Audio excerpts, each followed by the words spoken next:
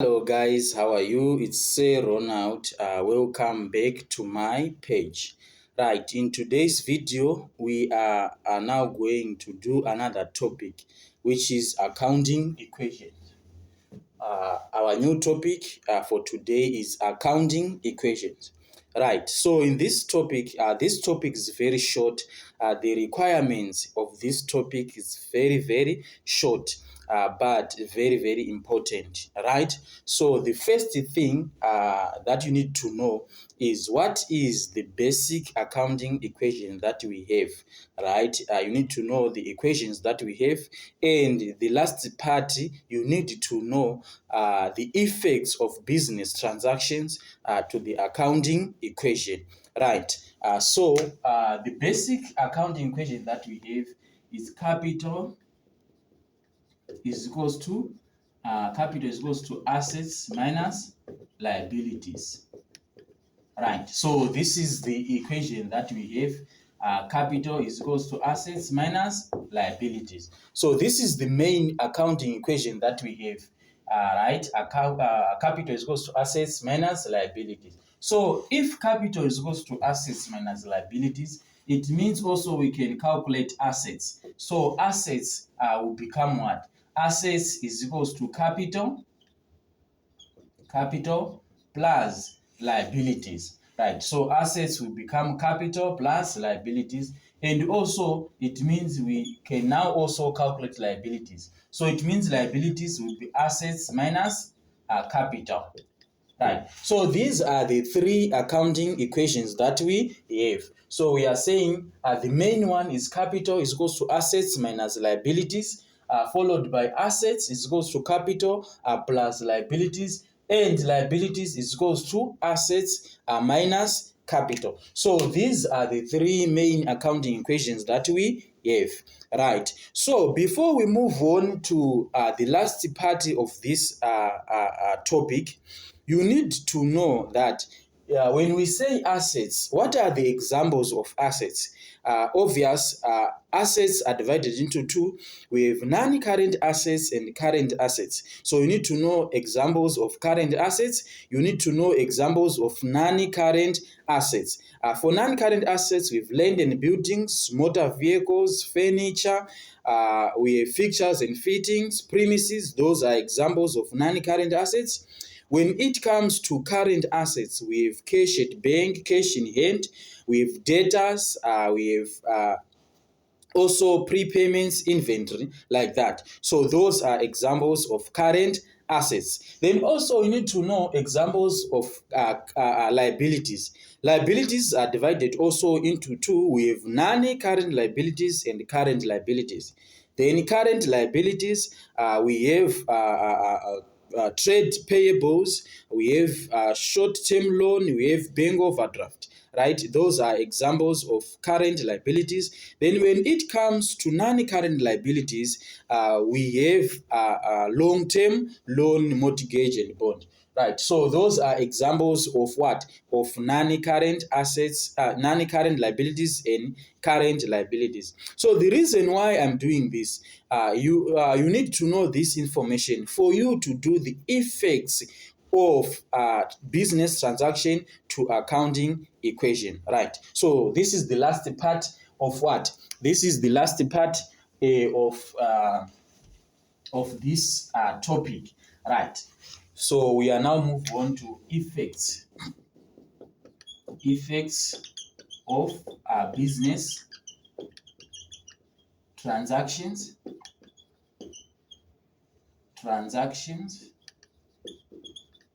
to account equation. Right, so you need to know the effects of business transaction to accounting equations. Right, so let's say for an example, example number one, the owner introduced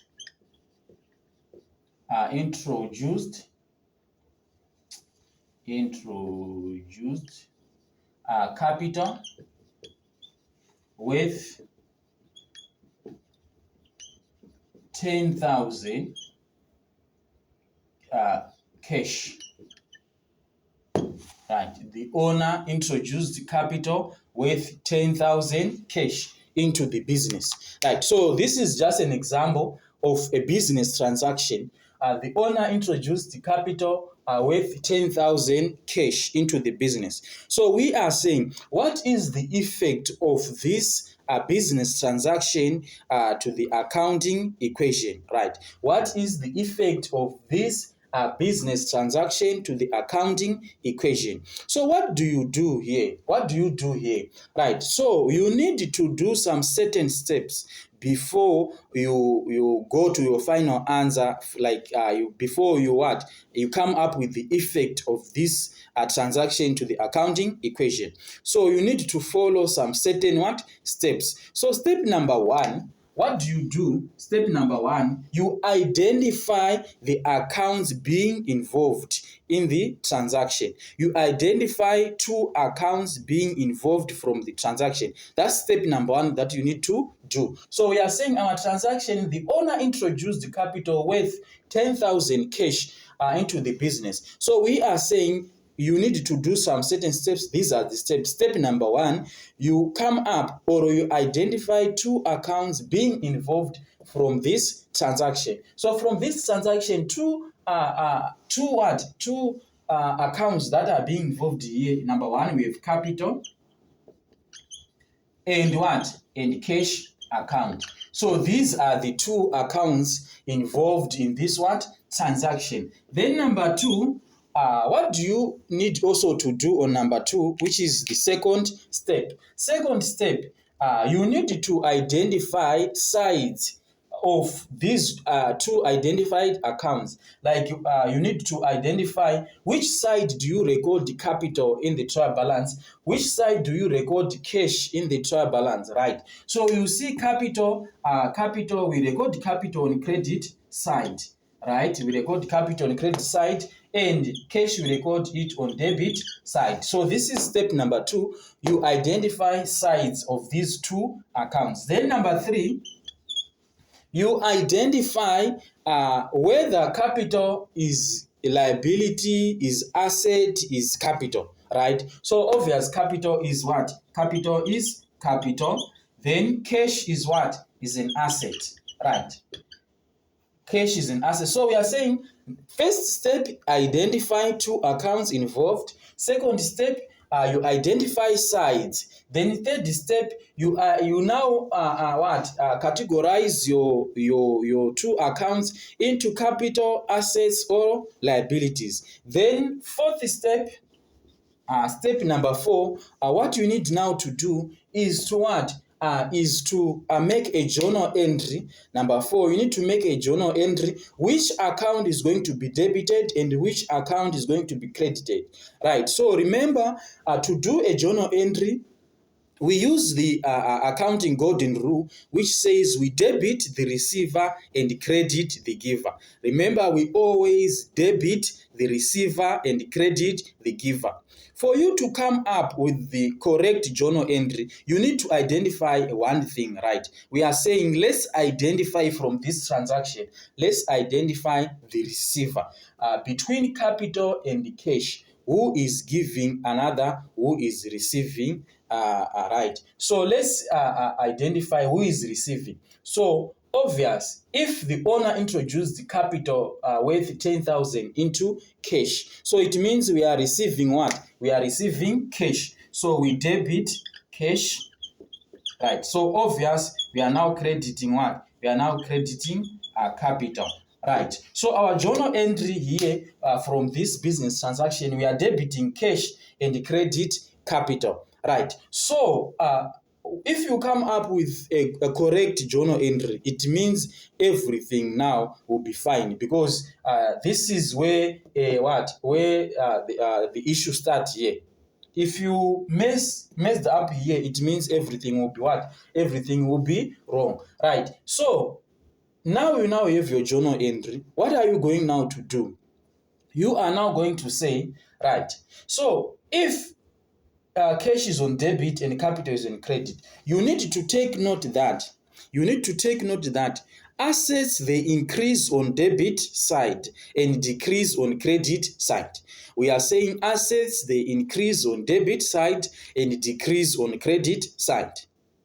Those are assets. Liabilities, they increase on credit side and decrease on debit side.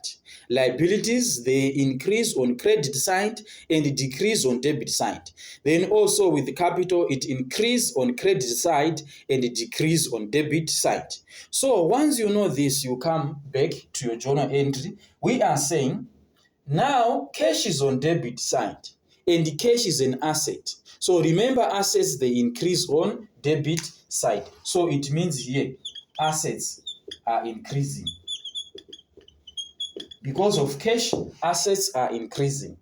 Right. Then capital it increase on credit side and decrease on debit side. So what is happening here? Capital is on credit. So it means also capital is increasing. Right. So it means you are now done. So we are saying the effect of this transaction. So in most cases, you present your answer in form of a table, right? The table will be like this. This is the column for liabilities, for capital, for assets, right? So this is assets. This is capital. This is what? Then this is liabilities. Right. So we are saying transaction number one, right? For assets, we are increasing by 10,000. Capital increasing by 10,000. Then here on liabilities, no effect.